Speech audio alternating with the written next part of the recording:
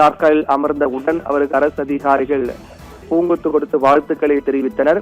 அதைத் தொடர்ந்து அவரிடம் அந்த முதலமைச்சர் எம்எல்ஏக்கள் பதவியேற்புக்கான கோப்பு வழங்கப்பட்டது. அந்த எம்எல்ஏக்கள் பதவியேற்புக்கான கோப்பில் அதிகாரப்பூர்வமாக முதலமைச்சர் விஜய் கையெழுத்திடுகிறார். இந்த கையெழுத்துக்கு பிறகு எம்எல்ஏக்கள் பதவியேற்பு என்பது எம்எல்ஏக்கள் தானாகவே எம்எல்ஏக்கள் சட்டமன்ற தேர்தல் வெற்றி பெற்ற எம்எல்ஏக்கள் அனைவரும் இனி அவருடைய பணிகளை மேற்கொள்வார்கள். முதலமைச்சர் விஜய் கையெழுத்திட்ட பிறகு இனி ஒட்டுமொத்தமாக தமிழகம் முழுக்கும் இருக்கக்கூடிய சட்டமன்ற உறுப்பினர்கள் அவர்களுடைய பணிகளை மேற்கொள்வார்கள், மக்கள் பணிகளை மேற்கொள்வார்கள். அதற்கான கோப்பில் தான் முதலமைச்சர் விஜய் கையெழுத்திட்டு வரக்கூடிய இந்த நேரலை காட்சியை பார்க்கின்றோம். அவர் உள்ளே வந்தவுடன் உடனடியாக முக்கிய அரசு அதிகாரிகள் அவருக்கு வாழ்த்துக்களை தெரிவித்தார்கள்.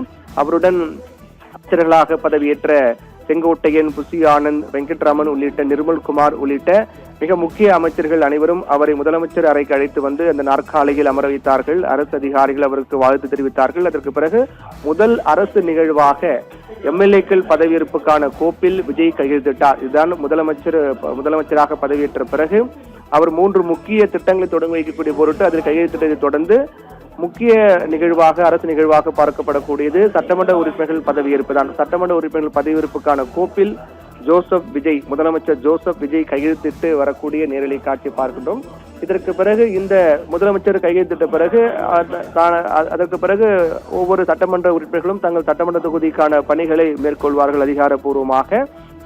அதைத் தொடர்ந்து அடுத்தடுத்த அரசு நிகழ்வுகள், அடுத்தடுத்த நடவடிக்கைகள் இருக்கும் என்று எதிர்பார்க்கப்படுகிறது. முதல் முறையாக முதலமைச்சராக பதவியேற்ற ஜோசப் விஜய் முதல் முறையாக சென்ட் ஜார்ஜ் கோட்டைக்குள் வந்திருக்கின்றார். முதலமைச்சர் அறையில் இருக்கக்கூடிய முதலமைச்சர் நாற்காலியில் அமர்ந்திருக்கிறார். அதிகாரப்பூர்வ அந்த நிகழ்வு, சட்ட நடைமுறைகள், புரோட்டோகால் படி நடக்கக்கூடிய நிகழ்வுகள் நடைபெற்று வருகின்ற நேரலை காட்சி பார்க்கின்றோம். இதற்கு பிறகு அவருடைய அடுத்த திட்டம் என்ன, அடுத்த கட்ட நடவடிக்கை என்ன என்ற எதிர்பார்ப்பு ஏற்பட்டிருக்கிறது.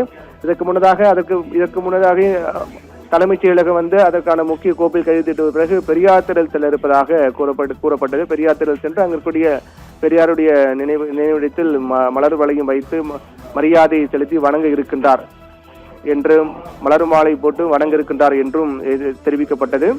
அதைத் தொடர்ந்து ராகுல் காந்தியுடைய வருகை, ராகுல் காந்தியும் சந்தித்து அவர் பேச இருப்பதாக ஏற்கனவே கூறப்பட்டது. சத்தியமூர்த்தி பவனில் இந்த சந்திப்பு இருக்கும் என்றும் ஏற்கனவே தகவல் வெளியானது. அது உறுதியாக இந்த நிகழ்வு நடக்கிறதா என்பதும் சட்டத்தில் நமக்கு தெரிந்துவிடும். தற்போதைய நிலையில் தலைமைச் செயலகம் வந்திருக்கூடிய முதலமைச்சர் விஜய் அதற்கான முதலமைச்சர் நாற்காலியில் அமர்ந்து சட்டமன்ற உறுப்பினர்கள் பதவியேற்புக்கான கோப்பில் கையெழுத்திட்டார். அதைத் தொடர்ந்து காவல்துறை உயர் அதிகாரிகள், அரசு அதிகாரிகள், IAS, IPS உள்ளிட்ட அனைவரும் விஜய்க்கு பூங்குத்து கொடுத்து வாழ்த்துக்களை தெரிவித்துக் கொண்டனர். அருகில் முக்கிய அமைச்சர்கள் உடன் இருக்கின்றனர். அதே போன்று முதலமைச்சருடைய மிக முக்கியமான அந்த கோப்பு கையெழுத்திட்டு அடுத்தடுத்த அரசு பணிகளை அவர் மேற்கொள்ள இருக்கின்றார். இதற்கு பிறகு பெரியார் திடல் சென்று பெரியார் நினைவிடத்திற்கு சென்று மரியாதை செலுத்த இருக்கின்றார் என்றும் கூறப்படுகிறது. அதற்கு பிறகு சத்தியமூர்த்தி பவன் சென்று ராகுல் காந்தியும் சந்திக்க இருக்கிறார் என்று கூறப்படுகிறது. இப்படியாக முக்கிய நிகழ்வுகள் ஒன்றன் பின் ஒன்றாக நடைபெறுகிறது. இதுதான் இன்றைய முதலமைச்சர் விஜயினுடைய நிகழ்வாக, நடவடிக்கையாக, நகர்வாக பார்க்கப்படுகிறது.